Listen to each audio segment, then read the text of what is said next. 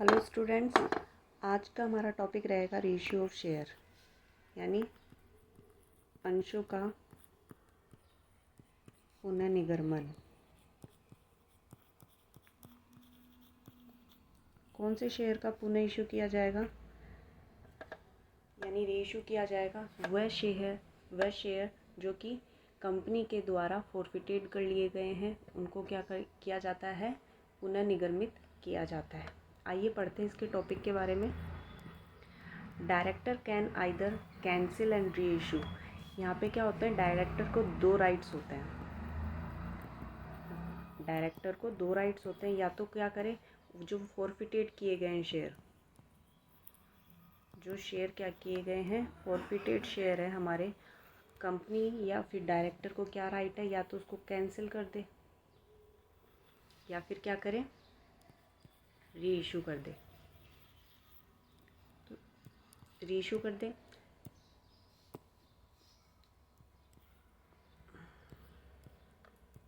Forfeited share को, in most cases they reissue such share which may be at par, at premium, at discount. लेकिन ज़्यादातर director या company क्या करते हैं, उन शेयर को री इशू ही करते हैं। अब तीनों तरीके से किया जा सकता है रीइशू। पार पे भी कर सकते हैं, प्रीमियम पे भी कर सकते हैं, और डिस्काउंट पे भी। यहाँ पे ध्यान देना आप, री इशू कंपनी डिस्काउंट पे भी कर सकती है। लेकिन अगर इशू की बात होती है, यानी नए शेयर को अगर इशू करना होता है, तो वह डिस्काउंट पे इशू नहीं किए जाते।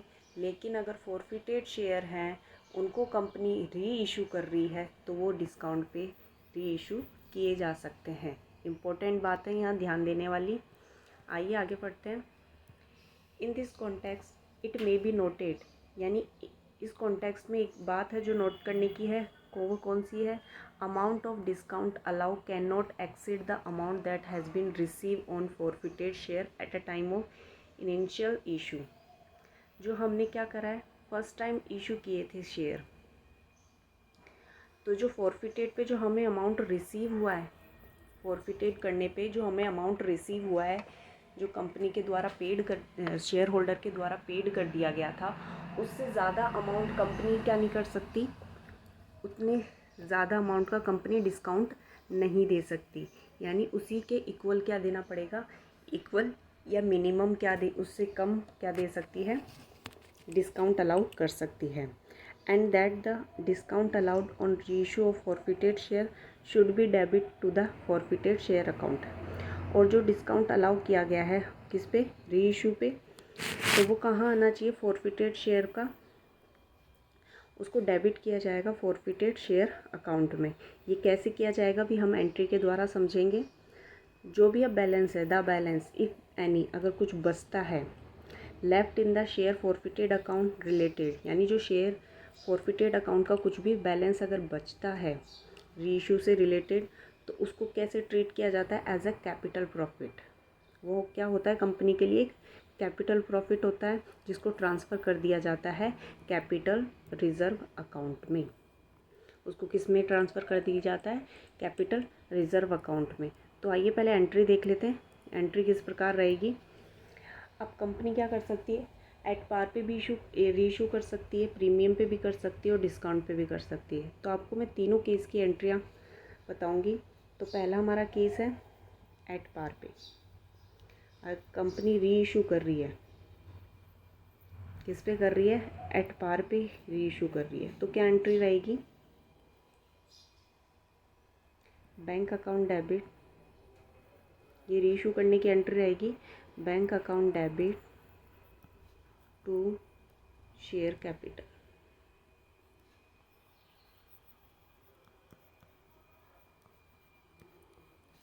Okay.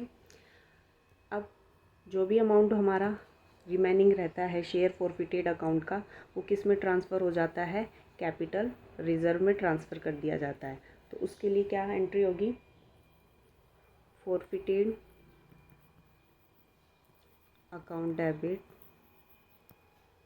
To capital reserve account.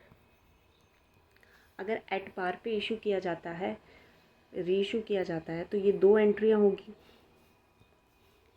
Bank account debit to share capital, जिस पे भी सममूल्य पे इशू किया गया है, जितने शेयर फॉरफिटेड री इशू किए जाने हैं उतने शेयर यहाँ पे आ जाएंगे। और कैपिटल रिजर्व में जो भी हमारा शेयर फॉरफिटेड की जो एंट्री थी उसमें जो फॉरफिटेड का अकाउंट का जो अमाउंट था वो यहाँ पे पूरा का पूरा क्या कर दिया जाएगा, ट्रांसफ़र कर दिया जाएगा। और अगर जितने शेयर फॉरफिटेड किए गए हैं, मान लीजिए आपको यहाँ पे समझाऊँ, 200 शेयर क्या किए गए हैं, फॉरफिटेड किए हैं, कंपनी इसमें से ओनली 150 शेयर ही क्या कर रही है, री इशू कर रही है। तो यहाँ पे जो कैपिटल रिज़र्व में जो अमाउंट आएगा वो इस रेशो के अकॉर्डिंग ही आएगा, 200-150 रेशो के अकॉर्डिंग आएगा, मतलब 4:3 में आएगा जो भी अमाउंट यहाँ पे आएगा। तो आपको ये भी मैं समझाऊंगी एक क्वेश्चन के द्वारा जो आपको अच्छी तरह समझ में आ जाएगा। अब देखते हैं एट पार पे हो गया, अब एट प्रीमियम पे क्या रहेगी एंट्री, वही री इशू करने की एंट्री करनी हमें।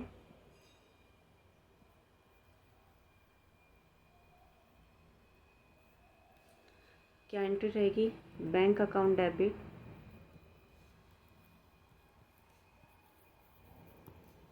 टू शेयर कैपिटल,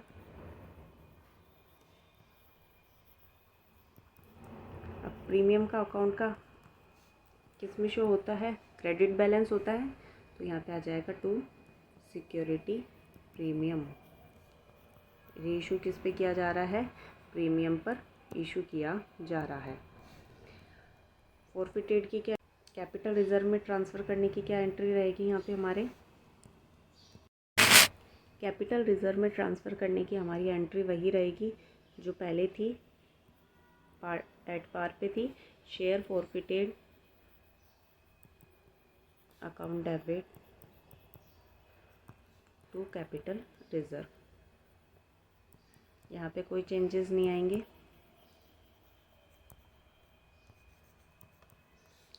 अब बात करें एट डिस्काउंट पे, एट डिस्काउंट पे क्या कर रही है कंपनी, शेयर्स को, फॉरफिटेड शेयर को क्या कर रही है, री इशू कर रही है। तो क्या एंट्री रहेगी, bank account debit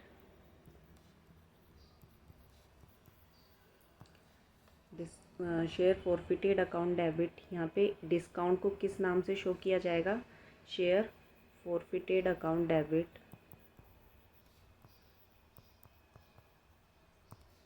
to share capital.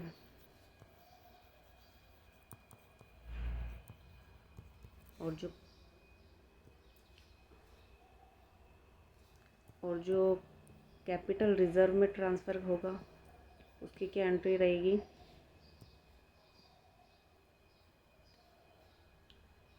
ये तो सेम ही चल रही है अभी, शेयर फॉरफिटेड अकाउंट डेबिट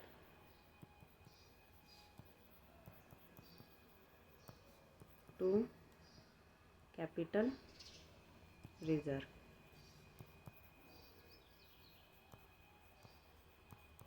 तो ये तीनों केस में हमारी एंट्रियाँ रहेगी, सेम ही है, बस इसमें ध्यान रखना है कि प्रीमियम पर इशू किए जा रहे हैं तो यहाँ पे टू सिक्योरिटी प्रीमियम आ जाता है, डिस्काउंट पे री इशू किए जा रहे हैं तो यहाँ पे शेयर फॉरफिटेड के नाम से डीआर बैलेंस आ जाता है। बाकी कैपिटल रिजर्व में ट्रांसफ़र करने की वही एंट्री रहेगी जो हम तीनों केस में सेम है। अब देखते हैं, आगे पढ़ते हैं इसके बारे में। Another important point to be noted in the context that the capital profit, जो कैपिटल प्रॉफिट है, यानी कंपनी ने जितने शेयर फॉरफिटेड किए थे, फॉरफिटेड करने पे जो हमारा शेयर फॉरफिटेड अकाउंट क्रेडिट हुआ था, और कंपनी जितने शेयर री इशू कर रही है उसमें जो फॉरफिटेड अकाउंट आ रहा है कब आएगा, वो ओनली डिस्काउंट पे री इशू करने पे ही आएगा। तो अगर जो कैपिटल रिजर्व आता है, जिसे हम किस नाम से जानते हैं, कैपिटल प्रॉफिट, राइज होगा only respect of the forfeited share री इशू। जब आप क्या करोगे, री इशू करोगे तब भी कैपिटल प्रॉफिट राइज होगा, ऑल फॉरफिटेड शेयर पे राइज नहीं होगा। यहाँ पे कहने का मतलब है कि जैसे मैंने अभी आपको ऊपर एग्जांपल दिया था कि 200 शेयर है, उसमें से कंपनी इनका फॉरफिटेड किया गया था, ये फॉरफिटेड शेयर है। कंपनी क्या करी थी, इनका फॉरफिटेड किया था, उसमें से 150 शेयर का ही रीइशू किया, बाकी 50 शेयर अभी कंपनी ने डिसाइड नहीं करा कि इनका करना क्या है।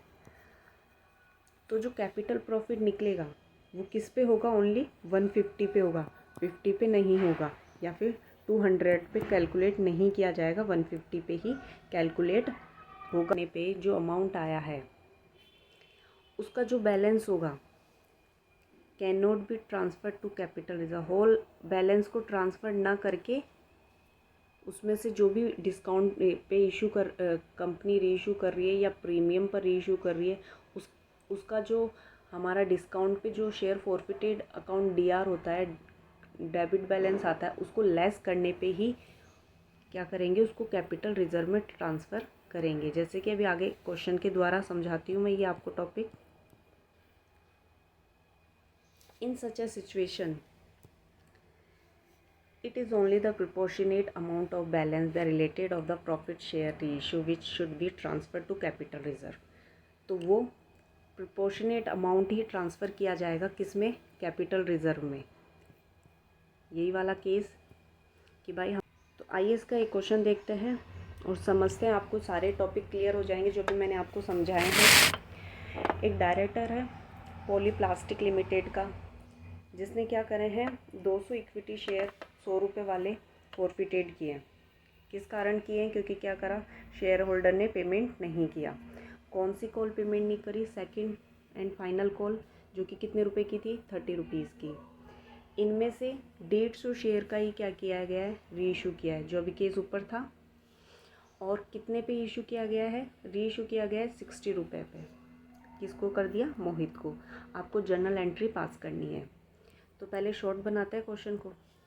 कितने शेयर फॉरफिटेड किए गए, 200 शेयर फॉरफिटेड। कितने वाले थे, 100 रुपीज़ वाले, यही था, 100 रुपीज़ वाले थे। इसमें से क्या नहीं दी शेयर होल्डर ने, सेकंड कॉल नहीं दी, जो कि कितने थी, 30 रुपीज़ थी। 30 रुपीज़ सेकंड कॉल थी, सेकंड कॉल थी, जो कि क्या कर ली गई है, कॉल नहीं की गई, यानी ये क्या हो गया, कॉल से एरर हो गया। और जो 70 थी, जिसमें एप्लीकेशन, अलॉटमेंट, फर्स्ट कॉल तीनों ऐड है, ये क्या कर ली गई है, फॉरफिटेड कर ली गई है। ये अमाउंट क्या है, पेड है, यानी शेयर होल्डर ने 70 रुपये तो पे कर दिए, लेकिन 30 रुपये की जो सेकंड कॉल थी उसको पे नहीं किया। तो कंपनी क्या करेगी, इन शेयर्स को फॉरफिटेड कर लिया। आगे देखिए, इनमें से आउट ऑफ दिस 150 शेयर को क्या करा गया है, रीइशू। ये जो 200 शेयर थे, इसमें से क्या करा, 150 शेयर को ही रीइशू किया गया है, 150 शेयर रीइशू। और कितने रुपए पे, 60 पे। ज़्यादा से ज़्यादा कितना कर सकती है कंपनी, ये भी ध्यान देने की बात है कि ज़्यादा से ज़्यादा डिस्काउंट कितना दे सकती है कंपनी, 70 रुपये तक। क्यों, क्योंकि कंपनी के पास कितने रिसीव हो चुके हैं, 70 रुपीज़, उसमें से कंपनी 60 रुपये का डिस्काउंट दे रही है। और ज़्यादा से ज़्यादा मैक्सिमम कितना दे सकती है, 70 रुपीज़ का डिस्काउंट दे सकती है। तो आइए देखिए इसकी जर्नल एंट्री कैसे पास होगी। पहले हमें क्या करनी पड़ेगी, शेयर फॉरफिटेड करने की एंट्री, जो कि क्या रहेगी, फॉरफिटेड की।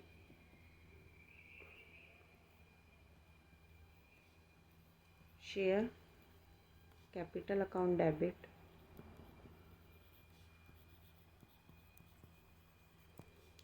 टू, या तो कॉल इन एरर लिख सकते हैं या फिर लिख सकते हैं हम शेयर सेकंड कॉल, एक ही बात है, शेयर सेकंड कॉल। कितने रुपए पे नहीं करे, 200 रुपये, 200 शेयर पे 30 रुपये पे नहीं करे शेयर होल्डर ने। कितना हो गया अमाउंट, 6000। कैपिटल में कितना अमाउंट आएगा, 200 शेयर थे, यहाँ देखिए 200 शेयर है,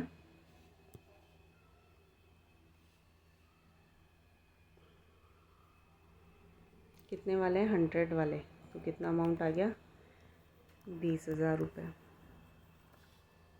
टू शेयर फॉरफिटेड, कितने शेयर होल्डर के द्वारा पे कर दिए गए हैं, 70 रुपये पे कर दिए गए हैं 200 शेयर पे, तो वो कंपनी के द्वारा क्या कर लिए गए, फॉरफिटेड कर लिए गए।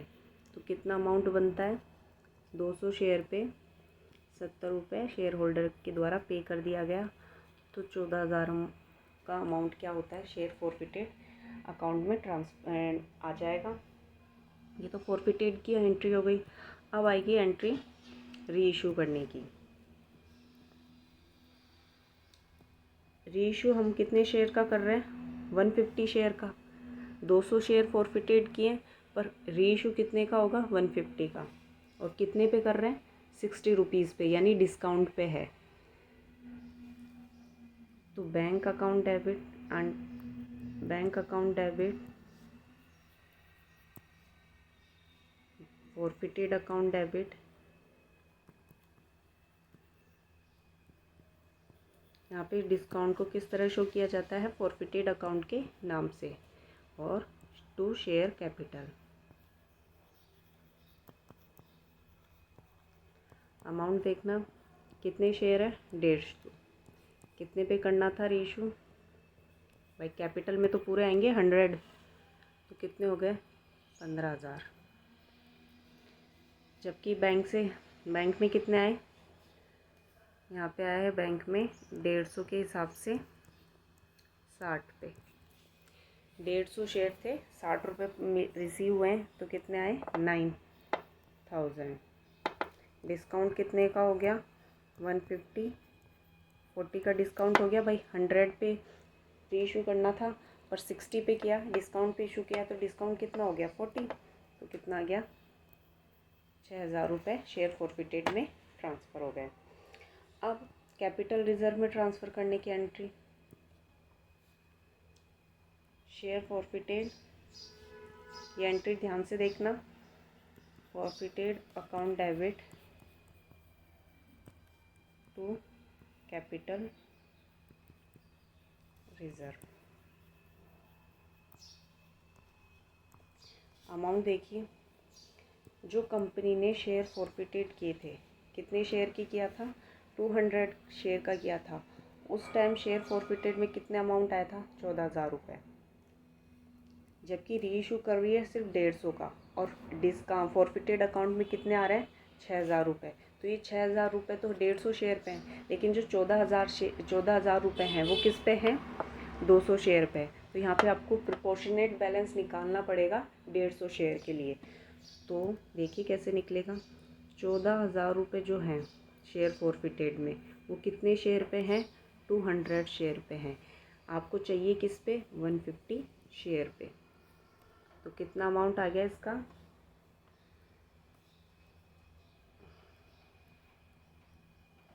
10,500, 10,500 आ गया, यानी 10,500 किस पे है, 150 शेयर पे फॉरफिटेड किए गए थे। जबकि आपने इसमें से डिस्काउंट दे दिया, यहाँ पे डेबिट बैलेंस है 6,000 का, तो ये इसमें से क्या कर दिया जाएगा, लेस कर दिया जाएगा। तो कितना बच गया, 4,500। ये हमारा किस में ट्रांसफ़र हो जाएगा, कैपिटल रिजर्व में ट्रांसफ़र कर दिया जाएगा 4,500।